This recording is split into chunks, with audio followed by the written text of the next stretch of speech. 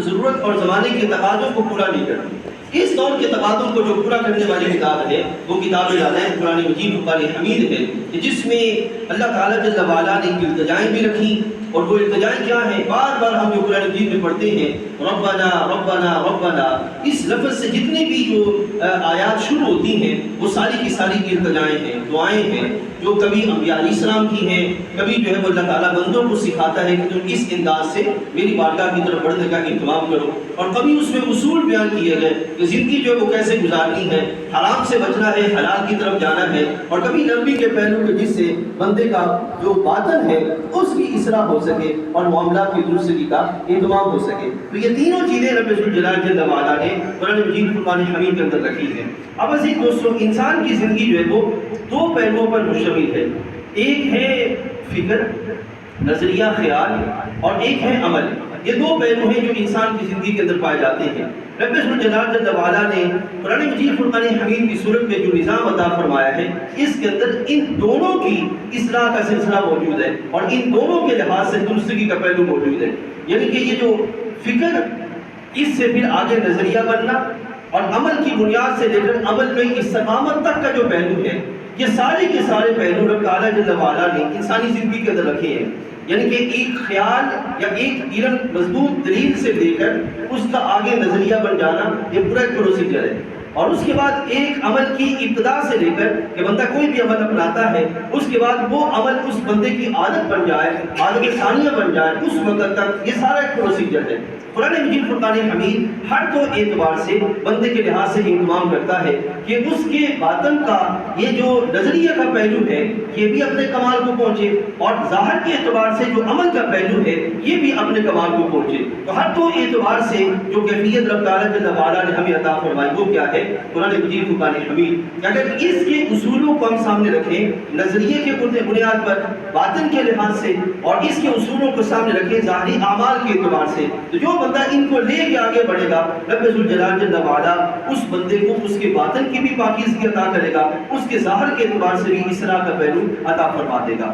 اب معزز حاضرین، یہاں بھی یہ بات سمجھنے کے لائق ہے کہ ایک بندہ دوسرے علوم پڑھتا ہے اور اس کے لحاظ سے ایک بندہ قرآن مجید پڑھتا ہے، تو قرآن مجید فرقان حمید کے اندر کیا ایسا بیان کیا گیا کہ جس کے لحاظ سے یہ پہلو اس کو میسر آتا ہے؟ مزید دوستو، ایک ہے کائنات کے مختلف جو علوم، اس میں بایو ہے، کیمسٹری ہے، فزکس ہے، جتنی بھی چیزیں ہیں، ان چیزوں کا ڈائریکٹ تعلق بندے کی ذات کے لحاظ سے نہیں ہے۔ Chemistry, physics, bio, computer science, ان ساری چیزوں کا تعلق ڈائریکٹ انسان کی ذات کے لحاظ سے نہیں۔ یہ چیزیں جو ہے وہ ثانوی حیثیت میں جا کے آتی ہیں، کائنات میں پائی جانے والی دوسری جو اشیاء ہیں ان کے بارے میں علم ہے۔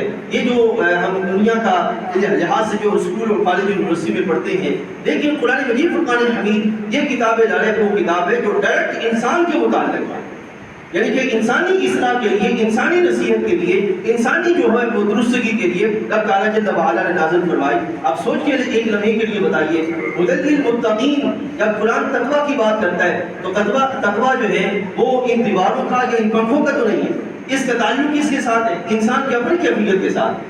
اسی طرح نماز کا حکم دیا جا رہا ہے، زکوٰۃ کا حکم دیا جا رہا ہے، حج کا حکم دیا جا رہا ہے، تو اس ساری چیزوں کا تعلق کس کے ساتھ ہے؟ انسان کی اپنی ذات کے ساتھ۔ اس اعتبار سے عزیز دوستو یاد رکھیے، قرآن مجید فرقان حمید جو علم ہے اس کا تعلق کس کے ساتھ ہے؟ ڈائریکٹ انسان کے ساتھ۔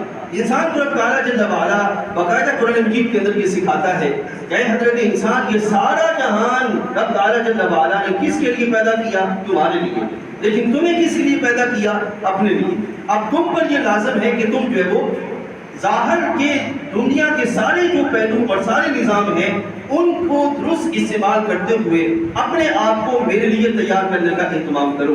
تو وہ کیسے تیاری ہوگی عزیز دوستو؟ وہ تیاری اس طرح ہوگی کہ بندہ جب اسلام کے، قرآن کے اصولوں کو سامنے رکھے گا اور پھر نظام کو ان اصولوں کے مطابق لے کے چلے گا، تو پھر نتیجہ کا نکلے گا کہ بندہ رب تعالیٰ جل وعلا کی بارگاہ میں کامیابی اپنا مقدر بنا لے گا، اور اگر اس سے برعکس نکلے گا تو پھر وہ کامیابی اس کا مقدر نہیں ہوگی۔ اب یہاں پر یہ دیکھیے، میں نے شروع میں موضوع عرض کیا قرآن نور ہے، اب یہاں پر بندے کو نور کیسے ملے گا؟ وہ نور بندے کو میسر کیسے آئے گا؟ قرآن مجید کا نور عزیز دوستو اس کی کیفیت یہ ہے کہ بندہ جب ایمان لاتا ہے اللہ کے رسول علیہ السلام پر، تو نبی علیہ السلام کے ذریعے رب پر ایمان لانا ہوتا ہے،